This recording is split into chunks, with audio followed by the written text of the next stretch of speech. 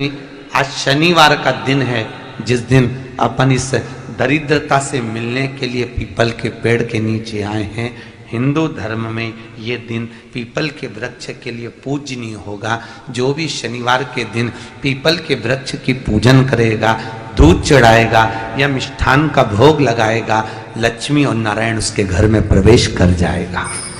लक्ष्मी और नारायण उसके घर में प्रवेश करेगा। पुराण की कथा कह रही है कि दुनिया के सारे तीर्थ नहीं जा सकते, पृथ्वी की सारी नदियों में स्नान नहीं कर सकते, पवित्र नदियों में आप स्नान नहीं कर सकते, या किसी भी तीर्थ में जाकर एक रात्रि भी विश्राम नहीं कर सकते, या हमने जिंदगी में कोई दान करा ना करा, कोई पुण्य करा ना करा, कोई सत्कर्म करा ना करा, कोई शास्त्र पढ़ा ना पढ़ा, कोई शास्त्र सुना ना सुना, उसके बाद भी शिव महापुराण की कथा कहती है कि एक दिन में अगर मात्र एक बार भी आप शंकर के शिवालय में प्रवेश कर गए या मंदिर में प्रवेश कर गए तो सारे तीर्थ, सारी नदियां, सारे सरोवर, सारी बावड़ी, सारे तालाब, सारे कुंड के स्नान का पुण्य, दान का पुण्य प्राप्त हो जाता है, केवल शिव तत्व को प्राप्त कर लेने। शिव महापुराण की कथा कह रही है कि घर में जो दिया होता है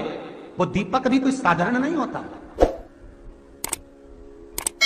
उस दीपक की भी महत्वता है, उस दीपक का भी वर्णन है। महाराज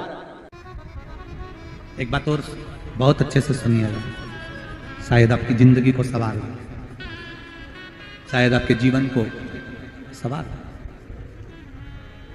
मेरी जीजियों, मेरे जीजाओं, मेरी बेटियों, बेटाओं,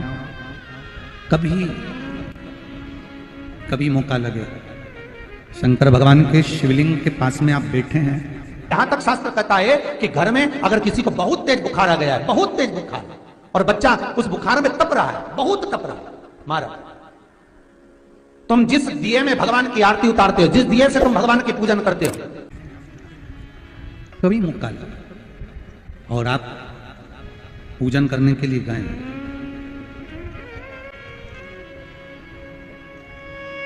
कभी पूजन करने के लिए, और आपको शंकर भगवान के शिवलिंग के पास में या शंकर भगवान के शिवलिंग के ऊपर कनेर का अगर पीला फूल देखा है ना आप लोगों ने, अरे बोलो तो जम के, देखा है? कनेर का यदि पीला फूल शिवलिंग के आसपास में या शंकर भगवान के ऊपर कहीं रखा हुआ भी दिख जाए,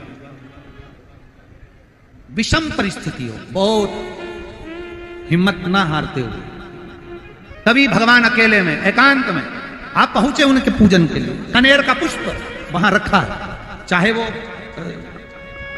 वो जलाधारी पर रखा हो, चाहे वो शिवलिंग के पास में रखा हो, शिवलिंग पर रखा हो, उस कनेर के पुष्प को अगर आप 5 जगह का स्पर्श कराकर अपने हृदय की बात कहकर वापिस महादेव को समर्पित कर देते हो तो भी मेरा महादेव तुम्हारे दुख का निवारण कर देगा। अब वो 5 स्थान, वो 5 स्थान, पहला गणेश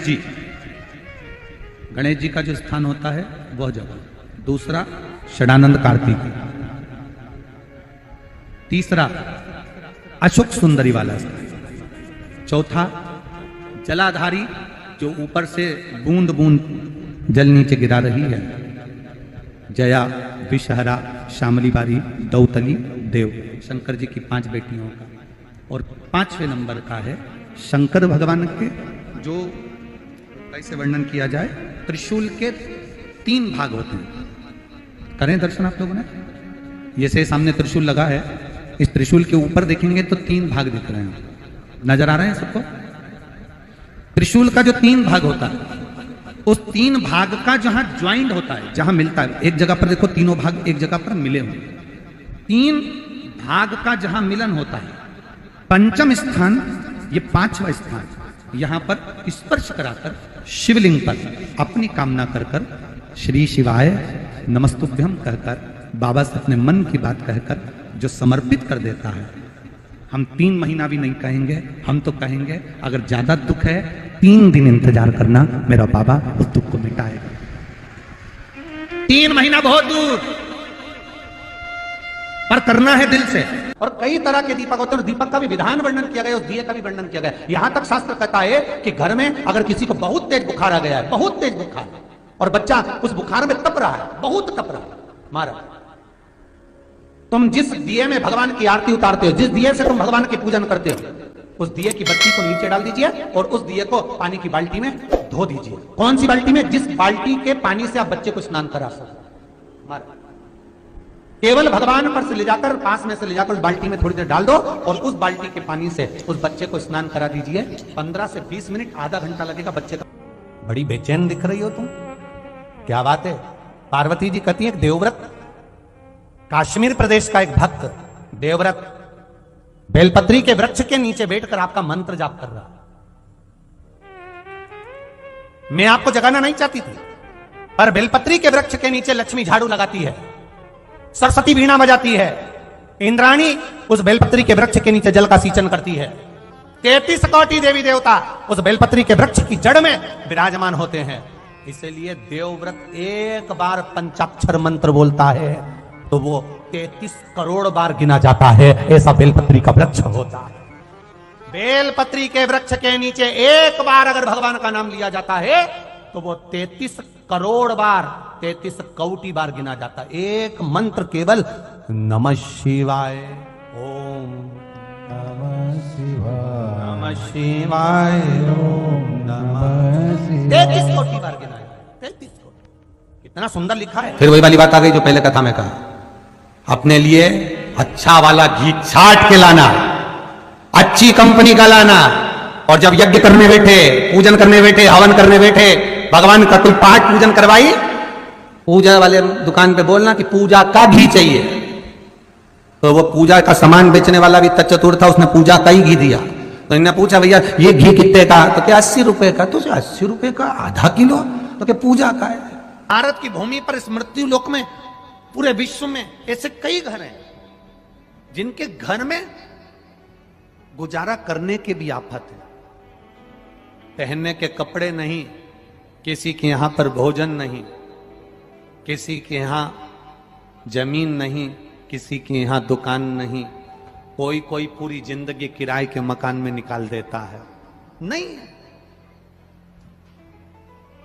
मेरा एक निवेदन है, इस कथा को जितने छत्रपति संभाजी नगर के श्रोता भाई बहन श्रवण कर रहे हैं उनसे निवेदन करूंगा, आप हाथ का ठेला लगा रहे हो, सब्जी का ठेला लगा रहे हो, फल का ठेला लगा रहे हो, धक्के की जिंदगी जी रहे हो, दरवाजे पर बैठे हो, कहीं ना कहीं तुम दास्य भाव की जिंदगी जी रहे हो, तकलीफ में जिंदगी जी रहे हो, बहुत दुख की जिंदगी जी रहे हो, बहुत कष्ट की जिंदगी जी रहे हो, उनसे केवल निवेदन करूंगा, 3 महीने 2 जगह पर जल चढ़ाना प्रारंभ कर दीजिए, केवल 3 महीने।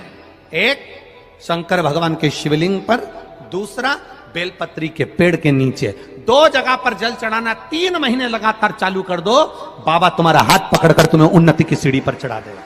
हमें कोई चमत्कार करना नहीं आता, और ना हम कोई तंत्र विद्या या मंत्र विद्या जानते हैं, ना हमारे पास में बेल है, ना हमारे पास में भभूति है, हमारे पास में तो केवल शिव का नाम है। आप श्री शिवाय नमस्तुभ्यम बोलो, ओम नमः शिवाय बोलो, नमः शिवाय बोलो, चाहे महामृत्युंजय मंत्र बोलो, उसका स्मरण करते करते भगवान शंकर के शिवलिंग पर जल, और उसी पात्र में जो जल तुमने शंकर जी को चढ़ाया है उसमें से बचा हुआ थोड़ा सा जल बेलपत्री के पेड़ के नीचे चढ़ाना प्रारंभ कर दो। अलग से बेलपत्री के पेड़ के नीचे चढ़ाने के लिए अलग से लोटा भर के जल जरूरत नहीं पड़ेगी। जो तुमने शिव जी को जल चढ़ाया,